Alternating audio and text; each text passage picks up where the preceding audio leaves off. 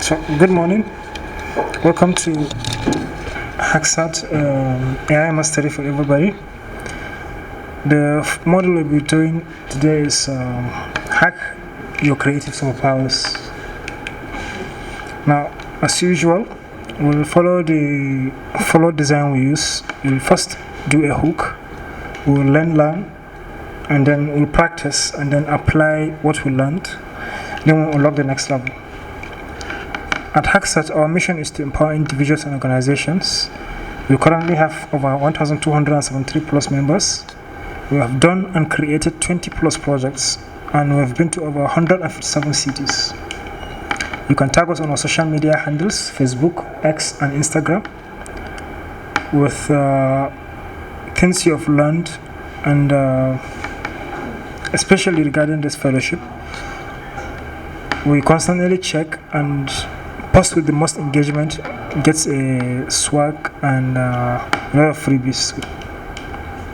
Now, the table of contents of what we're covering today is, we'll first do an understanding creative AI.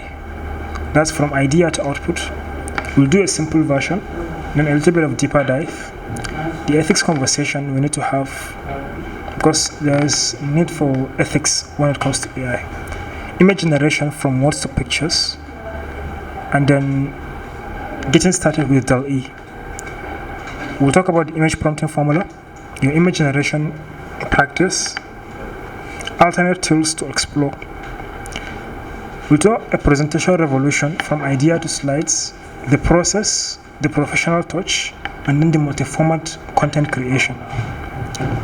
We'll do the exercise, one idea with different 5 formats.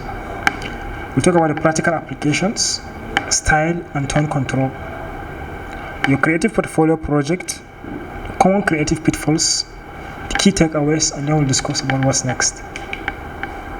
Now, close your eyes and imagine a purple elephant wearing a detective hat, investigating a crime scene made of candy. Now, open them and realize you can't actually draw. Now, that imagination you have in your head, even though it can be vivid, having it, it's not something that you may not necessarily have the skills to actually design. You may also not necessarily be an artist. You can design something like that, or maybe draw an elephant. It's very hard for a person to even grasp the idea in the first place. Now, one of the good things about AI is it can actually do this in 60 seconds or less. AI could turn that exact image, even though it seems unrealistic for an elephant to actually be wearing a detective hat and then investigating a crime scene, which is also actually made of candy. But AI can actually do that too. Now, AI can actually build that in a few seconds based on your imaginations, and whatever wild thing you can imagine, AI can do that. Now, it can actually take your rough idea and even turn it into a presentation, slides, and generate a professional slide deck outline. Now, this is where AI stops being a helper tool and becomes a creative amplifier. Whether you're lucky, you're aesthetically gifted, you can barely draw a stick figure, or you're about to unlock the ability to express ideas visually, verbally, and creatively in ways that were impossible 5 years ago. AI can help you actually do that. Understanding creative AI from idea to output. The simple version is, creative AI tools are like having a designer, writer, and artist on speed dial who work for free and never get tired. So you describe what you want. Is it a logo, a story, a social media post, an illustration? And the AI can generate that in seconds. You don't necessarily have to be an artist anymore. Then you can refine it with feedback until it matches your vision. Now, it's not about replacing human creativity. It's actually about removing the technical barriers between your ideas and their expression. I believe a lot of people are artists by heart, but not necessarily have the skills to express their feelings. The word artist we use today and how we associate artists now, those people who actually have the tools to actually express themselves. But that doesn't mean others do not actually have that thing they want to express, but they may not necessarily have the skill to actually express that. That is what art is. Now the deeper dive is, here's a simple reframe. Creativity isn't about technical skills. It's about having ideas and communicating them. For centuries, if you couldn't draw, paint, or write eloquently, many forms of creative expression were locked away. AI changes the game completely. Think of it like this. AI is to creativity what a calculator is to math.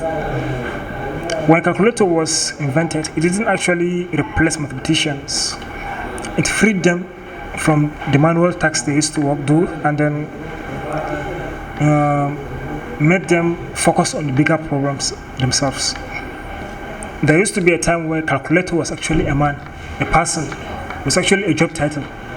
You go into a company like a bank, for instance, or maybe a stock exchange, and your entire job is to actually just calculate numbers for the whole day. Common calculators made the job obsolete, but it doesn't mean mathematicians are out of jobs. It actually means they get to spend time on much more complex problems, which we still have a lot to do. Now, similarly, AI doesn't make artists or writers obsolete. It actually frees those who are not artists or writers to express their visual ideas, and helps all creators work faster and explore more variations of content. Generative AI, the type we're using here, works by learning patterns from millions of examples. Image generators like DALL-E or Midjourney were trained on countless photos, paintings, and illustrations, learning the relationships between words and visual elements.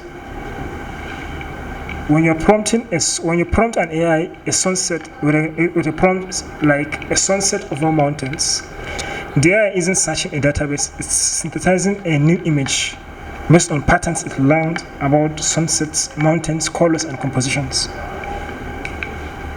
The same principle applies to text generators. ChatGPT learned patterns from millions of documents. So when you ask for a blog post about productivity, it's not actually copying existing posts available. It's generating a new text that follows the same statistical patterns of how blog posts are usually made. Now here's the crucial insight. The quality of your creative output depends on the quality of your prompts, as we discussed when we on our model on prompt engineering. If you use a generic prompt, you get a generic result. But if your prompt is specific and very detailed, you'll actually get a very good result. Now this is where workshop prompting skills become a superpower. Now the ethics conversation we need to have. We need to address this now because it matters. When you use AI to create images or content, several ethical considerations arise. Attribution. If AI helps significantly, mention it. If you generate an image with DALL-E, specify that the image is generated with DALL-E. Now, this is the same principle applied in academic setting also. When you're writing a project, you usually reference the work of someone you copied a content from. So copying is not actually illegal, but copying and then specifying this work is not yours is one of the most important skills, important things in academics. Now, the same principle applies to our daily life because it's actually crediting the original creator of a content. You can specify specifically if the image is AI generated or not. Now it's honest and increasingly expected, but you don't necessarily need to do it, but it's just an expectation. There's originality. AI is trained on pre-existing work. While it doesn't copy directly, it learns styles and patterns. So if you're creating something for commercial use or formal publication, understand the copyright implications in your region. The human touch. AI generates drafts, often very good ones actually, but the refinement, judgment, and emotional resonance actually comes from you. So think of AI as your brainstorming partner, not your replacement.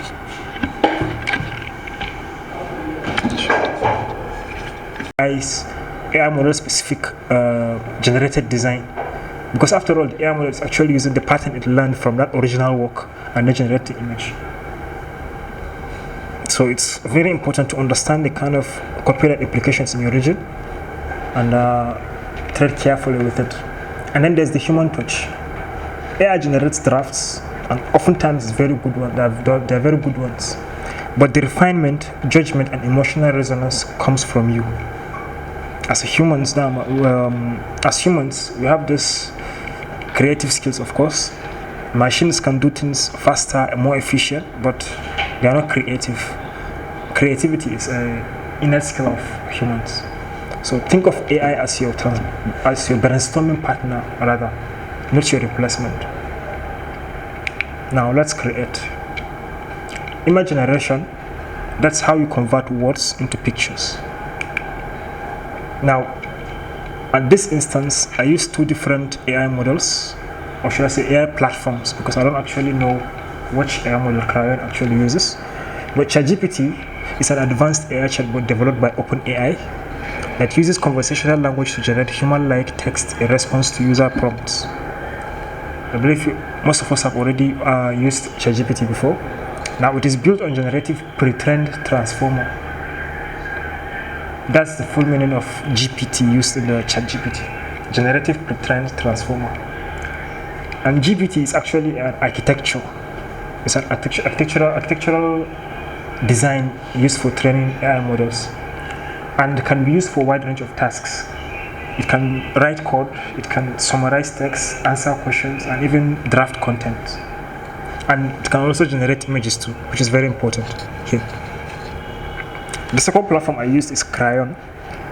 Crayon is an AI art generator that transforms your text descriptions into unique images in seconds. Now, Crayon, there's one important thing about Crayon. Crayon is actually a chat bot. It doesn't actually conversate back. So whenever you just describe what you want to generate, and Crayon generates images, the image of that description. So you can't actually chat with Crayon, even though it's an AI model. Foundationally, it's not actually a chatbot. Now, previously it was known as DALL-E Mini. It was then renamed to Crayon.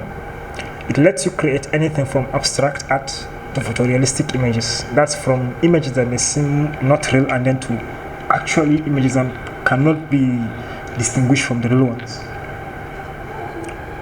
Simply type what you want to see and let the AI bring it to life. Now, they both offer free and paid tiers, so anyone can start creating AI art. Whether you are a beginner exploring creativity or a professional that's needing high quality images, Crayon will help you turn your ideas into amazing art. Now, another models out here are Leonardo AI. Leonardo AI is also a generative AI platform that creates visual content, including images and videos from text prompts. Also, it's not actually a conversational model, but a generative model. Kind of a one-way conversational model. It doesn't actually reply back. It just takes your input and then generate the image. It offers features for graphics designers. Actually, if you're a graphic designer, Leonardo AI will actually be very beneficial to you. If you're a marketer, if you're a game developer too. Now, such as the ability to generate concept art, illustrations, and game assets. Personally, there was a game I was developing 6 months ago. I actually used Leonardo AI to generate characters of the game at some point. So it's actually very useful. Now, key features that it has include fine-tuning models. You can actually input your own AI model and train it based on the kind of images you want. Say, for instance, you have sample images of does anyone know manga here? Does anyone know manga? The Japanese comic manga. But do you guys, anyone know comic book or kind of story books, right? So say for instance you want to generate images that look like comic books. You can have screenshots of those images, upload it to Leonardo AI, and tell Leonardo AI that to use those images as your own. You are basically kind of training the AI to use that image samples as the kind of images, the kind of test you want. So whenever you ask it to generate image, it will generate image that looks similar to that kind of artwork. So what Leonardo AI offers is actually, it gives you a kind of an interface to actually train the AI model to fine tune it to a specific type of art you want to generate. It can be an anime style, it can be realistic style, it can be alien style. Just provide the sample you want, and whatever image you want it to generate, it will actually use those samples to generate the image. That's one of the advantages of Leonardo AI. Now, in July 2024, Leonardo AI was actually acquired by Canva. You all know Canva, I believe, the graphics design software, though it continues to operate as a separate platform. So there is this instance where some companies may actually acquire a different company, but not necessarily merge it into the same structure and leave it independent as its own. The same thing happened with Leonardo. And then there's Canva. With Canva's AI image generators, the perfect image is always at your fingertips, even if it doesn't exist yet. There's a feature called Magic Media and create an image powered by Dreamlab. You can quickly visualize ideas, sketch out creative concepts, or push the limits of what's possible. But watch your words to actually transform into beautiful images you can use on your presentations, social media posts, and other creative projects. Now, we'll be getting started with DALL-E. We'll talk about how DALL-E works and show a little bit of screenshots of its usage. Now, DALL-E is built into ChatGPT. Its free tier gives you limited access, but the paid tier is faster. Now, the image may not be very clear, but the prompt I used to generate, this is actually a coffee shop. It's not very clear, but I used a prompt that says a cozy coffee shop. I didn't even say anything, just a cozy coffee shop, and actually generated a good coffee shop without anyone inside. Now, you'll get something fine, generic cozy coffee shop. There's no humans, nothing, but the shop is actually complete. There are things you will find in a normal coffee shop. There is a teacup there, a table, a chair. There's the countertop behind there, and then the ceiling, regular building style. Now, when I improve the prompt with something like a cozy coffee shop with vintage furniture, I specify the kind of furniture I want. With warm lighting, I'm expected the kind of lighting I'm expecting from Edison bulbs, even types of bulbs, light bulbs, with plants hanging from the ceiling and large window showing a rainy street outside. I said a large window. I said a raining outside. So it's basically, it has to show that outside the window there's actually rainfall. So I also told it to add a plant on the ceiling. So it has to think of a way to actually put a plant on the ceiling, and generated a kind of there's this kind of vase that's usually hung on the ceiling. That's what it used there. Now, if you see the difference, the second prompt gives the AI visual elements, lighting details, atmosphere, and style guidance. That's the recipe for better images, just improved prompt. Now, the image prompting formula. For images, your prompt should include a subject. That's what's the main focus. Is it a robot, a landscape, a portrait? In the previous image, it's a coffee shop. You should specify the details. That's the specific visual elements. That's the colors, objects, characteristics, and other things. The setting or environment. Where is this happening? Is it a forest, cityscape, abstract space? You can define however you feel. Lighting or mood, sorry. What's the atmosphere? Is it a dramatic sunset, soft morning light, or a neon light? You can specify the style also. Is it an art style or medium? Photorealistic, cartoon style, watercolor, maybe a 3D render. You can actually do that. Now, an example breakdown here is a wise. Shall I say this is a sample of a good prompt for AI image generation.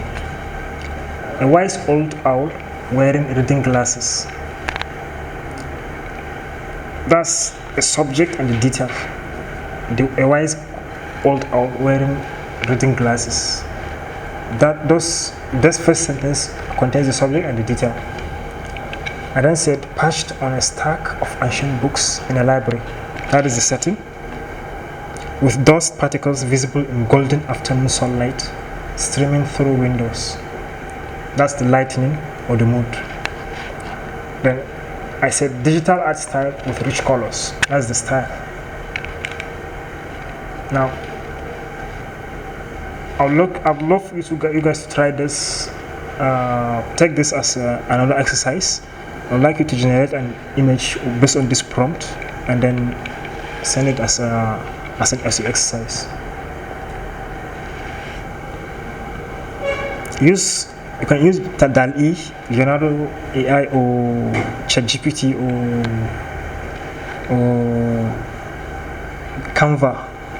If possible, try all. In fact, there's an important thing I'd like you guys to try, because if you try, there's one thing about image generation based on model types.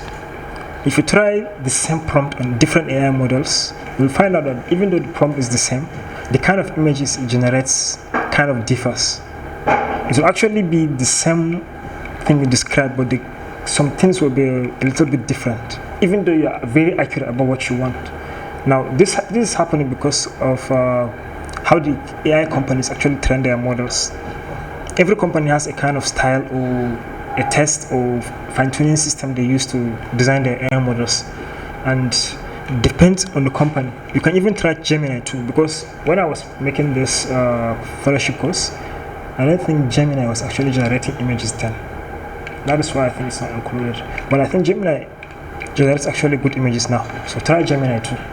You'll find out the styles are different. Try different AI models, you'll find different design types. Even though it's the same item, but it will be different. Now, here's another image generation practice. This also, I'd like you also to try this as an exercise. Now, I want you to try creating 3 images. Though you don't necessarily have to use the same format I used. You can use any format just think of an example, but follow this kind of format. I want you guys to try it because I want you to feel the difference between a prompt that's very vague and a prompt that's very detailed. So the first round is just say a dragon and tell the image to AI to generate an image of the dragon. It will actually generate image of a dragon, but you didn't specify anything, so it can generate any type of dragon it wants. On the second round, tell it to generate an image of a friendly dragon playing with children in a park. You will actually do that. You didn't specify what type of dragon or which setting, but you just said a park and children playing with a dragon. On the third round, I want you to try a friendly emerald green dragon. We specify the type of dragon we want, the color. With small wings, we specify the kind of wings it has. Playing catch, what they are doing. With 2 children, we specify 2 children in a sunny park. We specify that it's a park, and the park has a lot of sunlight. There are cherry blossom trees in background. The background has to have trees. Illustration style, like a children's book. That's the format we're expecting.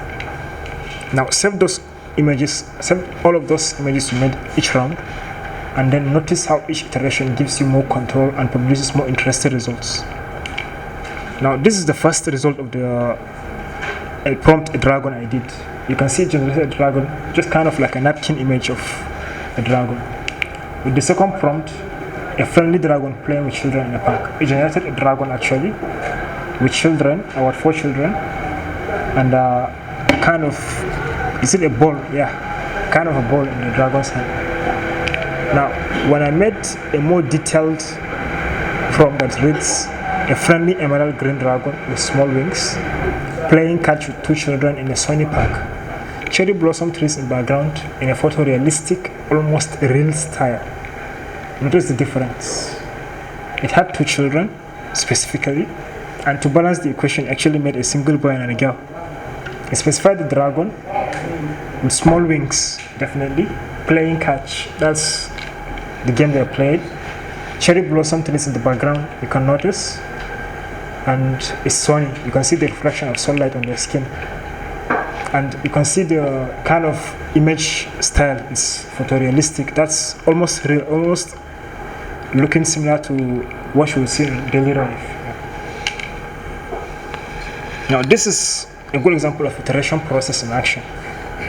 It went from a dragon to a more detailed scene by adding visual specific elements, and with each attempt it's increasing. Now the third try should always be better than your first. That's a general rule of thumb when you're using AI for image, text, or whatever generation you're doing. Now for image generation practice, there is crayon.com, which is one of the websites I was talking about earlier. It's actually completely free. There is no sign up. Good for quick concepts. It's actually there isn't any subscription fee. In fact, it's completely free. And then there's Leonardo AI. It has a free tier with high quality, and it's great for artistic styles actually. And then there's a Canvas AI image generator. Now this is actually built into Canva itself. Now it's already useful if you're already designing there, but if you're not designing there, it's kind of a hassle to use. Now each of these tools has slightly different aesthetics and strengths, so experiment with them a lot to find what works best for you, and you can continue from there. Now we'll talk about presentation revolution, how you can turn your ideas into slides.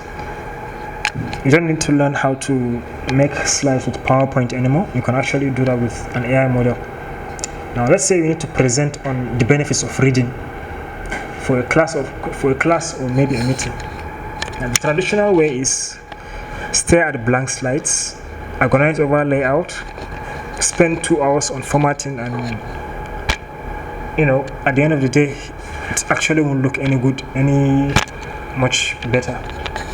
But with the AI, you can actually draft in less than 10 minutes, possibly.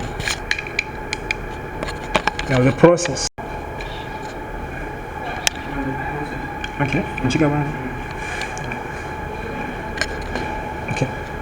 so the first step is to generate an outline with ChatGPT or Cloud. A prompt you can use, for example, is I need to give a 5-minute presentation on the benefits of reading to high school students. Create an outline with 5 main points, each with 2 to 3 supporting details. That's engaging and not preachy. Now the AI model will actually generate the outlines of how many slides you need. It will actually use 5 main points for each, and 2 to 3 supporting details. Also the 5 main points and 2 to 3 supporting details for each. It will make it engaging and not very preachy. Now the process you'll follow is, now tell it to turn this outline into a slide deck.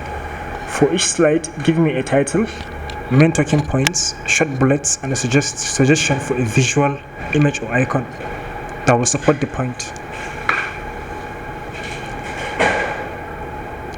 Now you're not actually generating the slides here still. You're telling it to actually turn the outline it generated into a slide deck. For each slide, you said give me a title.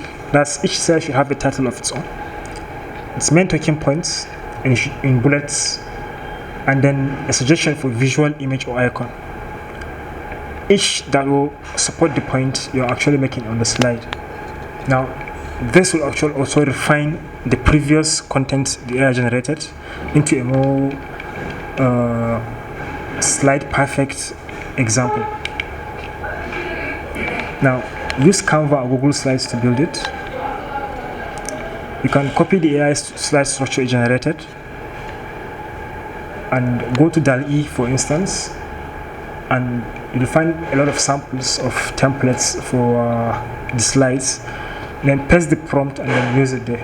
You can copy the outlines it generated for the slide deck and then just be pasting each and using it entirely for each slide. Now you can apply a template you want. If for instance you are using Canva has a lot of free templates actually, so you can use it there. Now this will actually take you about 10 to 15 minutes depending on your skill sets, on how fast you actually work, to complete a draft.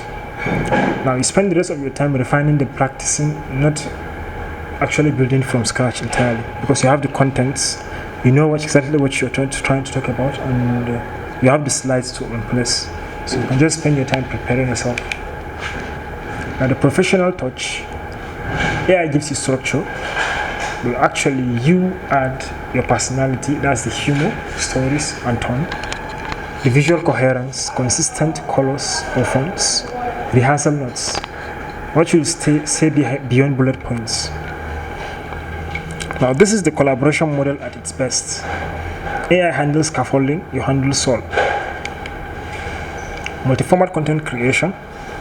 Here's where it gets wild. You can take one core idea and have it adapt it into multiple formats for different contexts. Say for instance you have an idea of making a kind of more efficient engine, for instance. So you can give it, but say for instance the engine you had in mind was maybe a motorcycle's engine. You can describe that method to an AI and then tell the AI model to use that same concept for airplane's engine, for a car engine, for a truck engine, and to actually use the same concept and try to replicate its use case in those multiple formats, even though those are engines itself. But if you use your idea of refining the motorcycle engine into those multiple formats. Now, here's one exercise we'll be following through. Use one idea you have and use 5 different formats to express it. Now, pick a simple topic. Let's say why learning a new language is valuable. The first format is, say for instance you are making a social media post, LinkedIn or Facebook. You write the prompt, turn this idea into a 20-word LinkedIn post that's professional but conversational. It ends with a question to prompt engagement.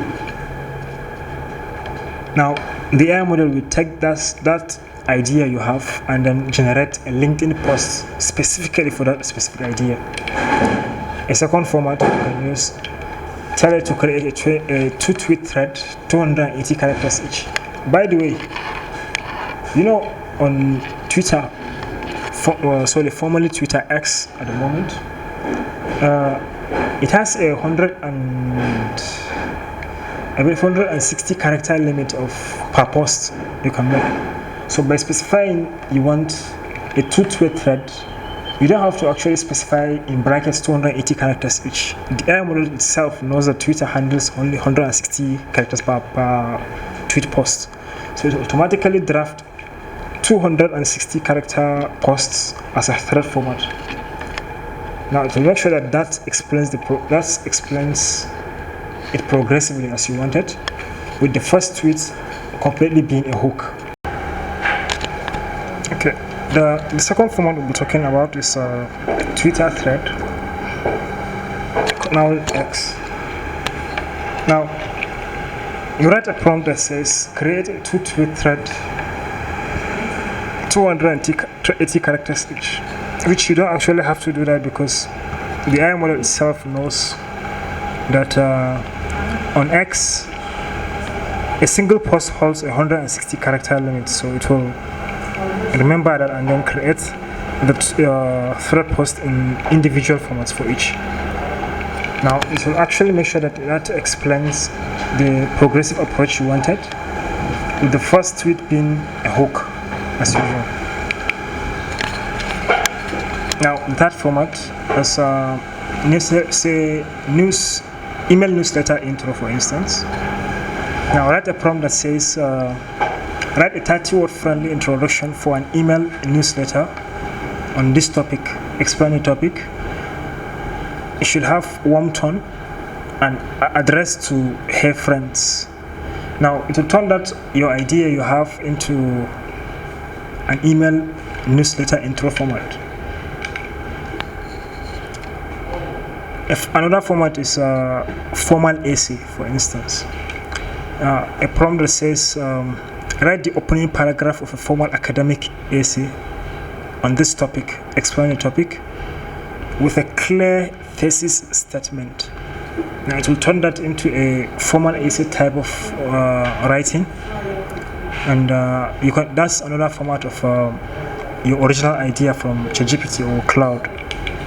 Another format is children's story opening.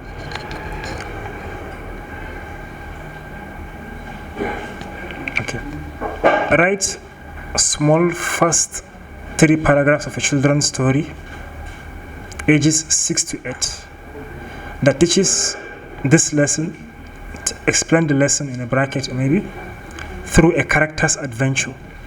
Now it will write your same idea into a 3 paragraph story of 3 paragraphs of children's storybook format.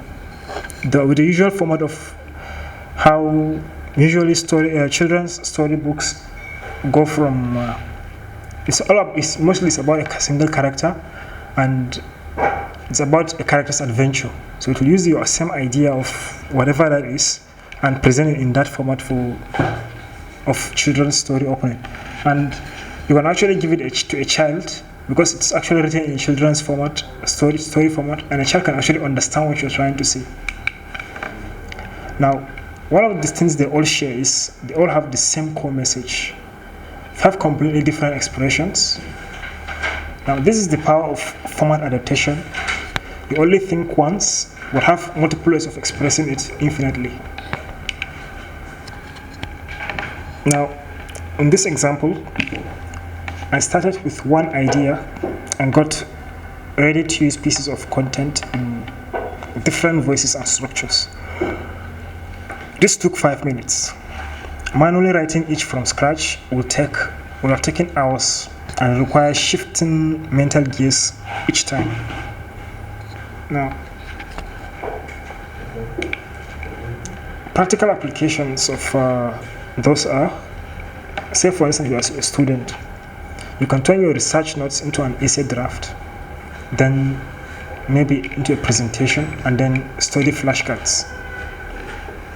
If you are a content creator, for instance, you can repurpose one blog post into social media content, email newsletters, and even video scripts too. If you are a professional, you can adapt one message but for multiple different kind of stakeholders or clients. Now, the style and tone control, AI can write in virtually any style. The key is being specific about your tone. You can be formal, that is, it should write in academic language formats with sophisticated vocabulary used. You can be casual if you want. It should write like you're texting a friend, to use contractions and simple words. You can tell it to be persuasive. That's to write with urgency and strong calls to action. You can be humorous. That's to add light humor, maybe a pun or two, or even keep it fun. You can be empathetic. You can tell it to write with warmth and understanding, acknowledging difficulties. Now, AI can actually do all of those, and all you have to do is specify the kind of tone you want. Now, try this exercise. Pick a small sentence. A good example is, exercise is important for health. Ask AI to write it in 5 different tones: formal, casual, persuasive, humorous, and empathetic. Watch how the tone transforms the same information into multiple formats by just specifying the tone you want. Now, for your creative portfolio project, which is a kind of progressive, I'd like you to be keeping the records of everything you have, every exercise you have done from the beginning of the course to this moment. Because by the end of the fellowship, we would like you to provide us as a kind of a personal portfolio for completing the fellowship. So this exercise should also be included in that portfolio project you are building. Because think of the fellowship as you building a portfolio while taking the lessons at the same time. Now let's insert everything from this model into one cohesive piece. Now you can choose one of these examples. Now the first option is a visual story. Create a 4-panel visual story like a comic strip. Generate 4 images that tell a simple story with a beginning, middle, and end. Add text captions to each panel. Use Canva to arrange them into a single image. Once more. Generate 4 images that tell a simple story with a beginning, middle, and end.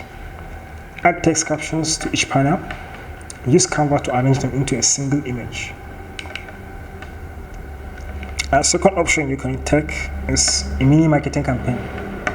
Pick a real or imaginary product, whatever it is.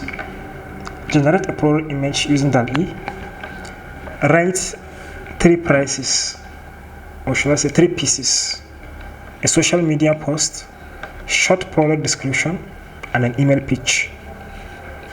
Then create a simple 1-slide advertisement in Canva. You can also pick this mini marketing campaign as also a portfolio project. It's the second option. And then there's a third option, a personal brand package. You can create materials for yourself. For instance, generate a profile image or logo concept. Write a bio in 3 lengths, 50 words, 100 pages, 200 words, 100 words or 200 words. Just write the bio in both lengths. Create a simple about me slide on 1 page. Now, this is a personal brand package, of course. You're trying to advertise yourself, so you should have your image there, or maybe a logo concept you have in mind. Write a bio, that's your biography, or short about who you are, in 3 lengths. Like I said, you can either do a 50 words, 100 words, or 200 words. Create a simple about me slide on 1 page. Now, whichever you choose, the goal is to combine image generation, writing, and design into one complete piece you could actually use. Now, we'll talk about the common creative pitfalls of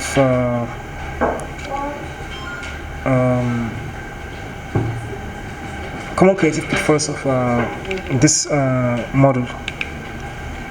Now, the first pitfall is accepting first drafts. Of course, this has been said, or should I say, we have repeated this multiple times. Do not accept the first draft you actually get from an AI. Always a prompt to get a second option. AI first attempt is rarely its best, so ask for revisions always. Make this more vivid. Statements like make this more vivid, or maybe try a different composition. These are all statements you can use to actually improve the formats of improve the output of the AI's attempt. Now, a second pitfall a lot of people fall into is over-relying on defaults. A lot of people don't actually want to put in the effort, so they usually accept whatever the AI will actually suggested. So the AI can suggest, you'll put in a little bit of effort, the AI will actually suggest a lot of things, and then you won't spend time. Instead of you trying to think of what actually you want, you're just, let's go with the opinion. So the pitfall, another pitfall people fall into is forgetting image rights. Now, most AI generated images are actually fine for personal or educational use, but check the specific tools terms for commercial projects. When in doubt, mark it as AI generated. just to protect yourself against lawsuit or the likes. Another pitfall is prompt vagueness. Of course, we've discussed this in prompt engineering. Something like make me a logo will actually get you something, but it's not going to be personalized. But a statement like make me a minimalist logo for a coffee shop called Bean There, with a coffee bean icon, earth tones, and modern font. It actually gets you something very usable. Now, the key takeaway for this model is creative AI democratizes expression. So you no longer need technical skills to bring visual and written ideas to life. Master specific prompting, that's describing details, styles, and tones, and embrace iterations. Never use the first draft, of course. Always look for feedback and refine. Now, combine AI tools with your judgment to create professional quality content fast. So, remember, you are the creative element. AI is just a machine that makes things more efficient and faster. The barrier between imagination and creation has never been lower, actually. The gap between imagination and implementation is very close nowadays with the coming of AI. So use it efficiently. Now, what's next? You can now create, but can you analyze and solve problems with AI? Workshop 5 will take your skills into crucial thinking territory. We'll be using AI as a thinking partner for complex decisions, data analysis, and problem decomposition. We're moving from make pretty things to actually solving hard things. Thank you very much. Asante.